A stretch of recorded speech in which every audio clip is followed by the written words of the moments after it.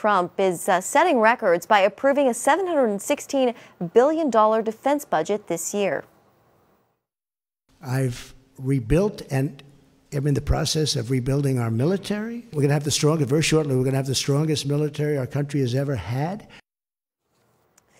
But a new report to Congress is sounding alarms that the U.S. is losing its military edge, warning the country could lose possibly a war if it broke out with China or Russia.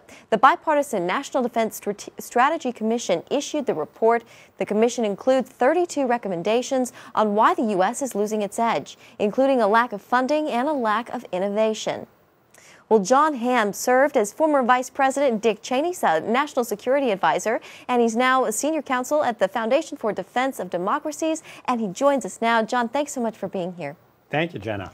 Defense Secretary James Mattis said he was humbled by the largest defense budget in history, but now it sounds like it wasn't enough money. What does that mean for the future of the military, John?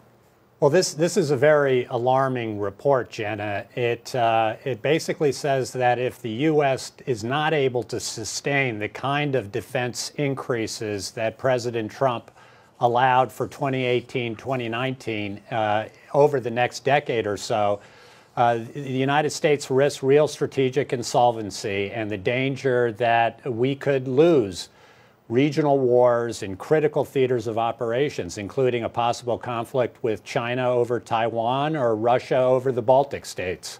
Now, this report out by a commission of bipartisan experts says the U.S. would suffer unacceptably high casualties and even lose a war against, say, China or Russia. How dire, John, is this warning? It's a real dire warning. This is a flashing red light to the American president and the American Congress that they really need to pay attention to the question of whether or not we've got enough resources, if we know how to fight and win these wars with major peer competitors in China and Russia in particular, who have spent the last several decades building up capabilities to challenge and defeat the United States in areas that have been key to American security and prosperity now for several decades.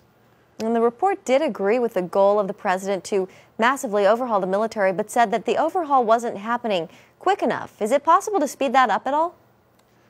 It's very difficult, I think, particularly now we do have a Democratic Congress coming into place, being able to sustain these kinds of defense increases. The commission actually talks about 3 to 5% increases year over year. That's going to be, I think, very, very difficult without some major rejiggering of our entire American budget. Yeah, John, what is the solution then?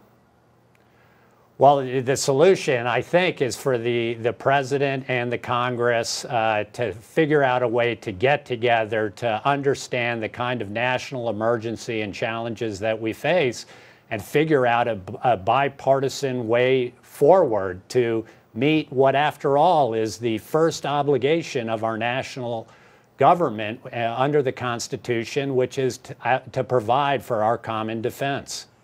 John Hanna, thank you so much. Good to see you, sir. Thank you.